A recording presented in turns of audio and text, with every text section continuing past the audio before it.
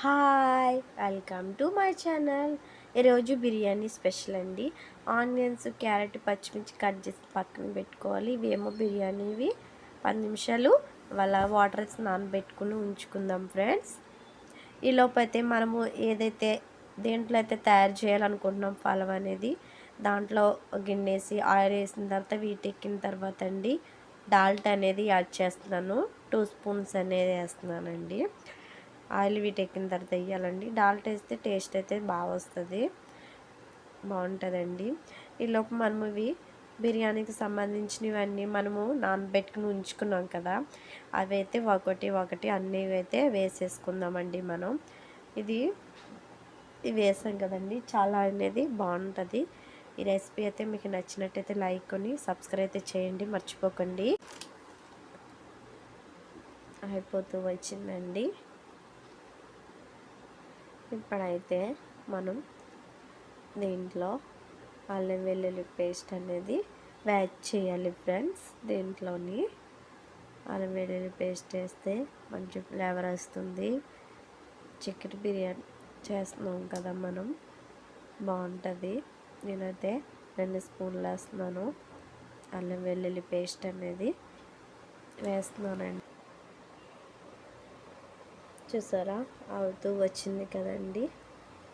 ఇప్పుడైతే మనం కట్ చేసుకున్న ఆనియన్స్, క్యారెట్, పచ్చిమిర్చి అనేది ఒకటి తర్వాత ఒకటి యాడ్ చేద్దాం దీంట్లోని. ఇవి అవ్వడానికి అయితే టైం అయితే పడుతుందండి. ఇప్పుడు ఇందులోనే పచ్చిమిర్చి, క్యారెట్ ఇవి యాడ్ చేద్దాం. ఇవి బాగా కలుపుకోవాలి. ఇవి ఒక 10 మినిట్స్ అయితే మనమైతే మూత అయితే పెట్టుకోవాలండి. రెసిపీ సింపుల్ ప్రాసెస్లో చెప్తున్నాను. చికెన్ బిర్యానీ అనేది చాలా సింపుల్గా తొందరగా అయిపోతుంది. మన చికెన్ బిర్యానీయా అని అనుకుంటామండి, కానీ అలాంటిది ఏముండదు. సింపుల్ ప్రాసెస్లో చెప్తున్నాను నేను. మనం ముందుగానే రైస్ అయితే నానబెట్టుకుని ఉంచుకోవాలండి. ఒక 10 మినిట్స్ అండి. ఒక గ్లాస్ రైస్కి 2 గ్లాసులు వాటర్ అయితే యాడ్ చేస్తున్నాను నేనండి. అల్లం వెల్లుల్లి పేస్ట్ వేసాను కదా, ఇప్పుడైతే మసాలాది వేస్తున్నాను. మసాలా వేస్తున్నానండి. 1 స్పూన్ మసాలా అనేది ఇవి మిక్సీలో పట్టి ఉంచుకున్నాను. తాసుపప్పు, జీడిపప్పు, అనసపప్పు ఈ 3 మిక్సీలు అయితే పెట్టానండి.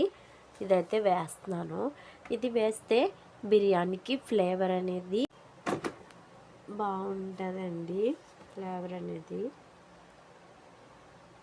చూసారా, గరిటెతో అయితే తిప్పుకున్నాం కదండి. మనం దీంట్లో మసాలాలు అనేవి యాడ్ చేయాలి. 3 యాడ్ చేయాలి. దీంట్లోని గరం మసాలా, బిర్యానీ మసాలా, మళ్ళీ కారం, ఈ 3 అయితే నేను యాడ్ చేస్తున్నాను. 3 యాడ్ చేస్తేనే బాగుంటుందండి బిర్యానీకి అనేది, చాలా బాగుంటుంది ఇది.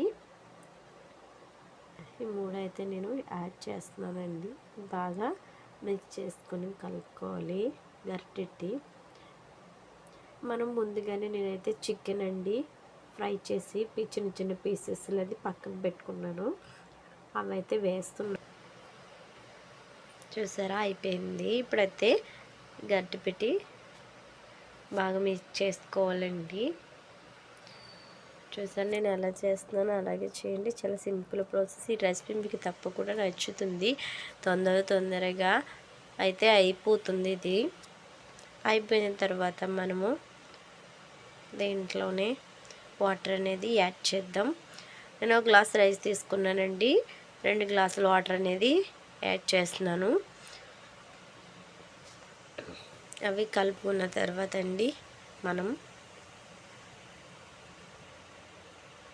బాగా మిక్స్ చేసుకున్నాం కదా, మూత అయితే 10 మినిట్స్ మూత పెట్టుకుందాం.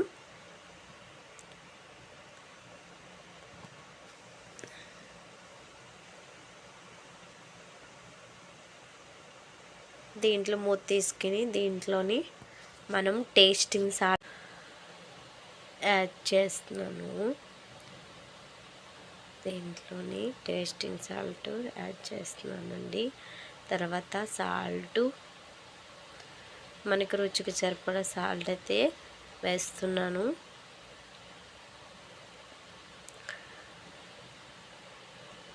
గట్టిగా తిప్పుకొని ఒక 5 నిమిషాలు అయితే మనము మూత అయితే పెట్టేసుకుందాం.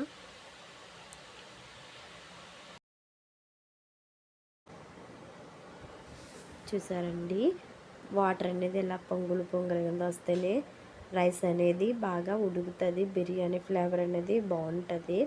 గట్టెట్టే పెట్టకూడదండి. రైస్ వేసేటప్పుడు గట్టి పెడితే ముక్కల కింద విరిగిపోద్ది రైసు. నేనైతే రైస్ అయితే యాడ్ చేస్తున్నానండి. మూత అయితే ఒక 10 మినిట్స్ అయితే పెట్టుకుందామండి. ఒక 10 మినిట్స్ మూత పెట్టుకుంటే అయిపోతుంది రైస్ అనేది.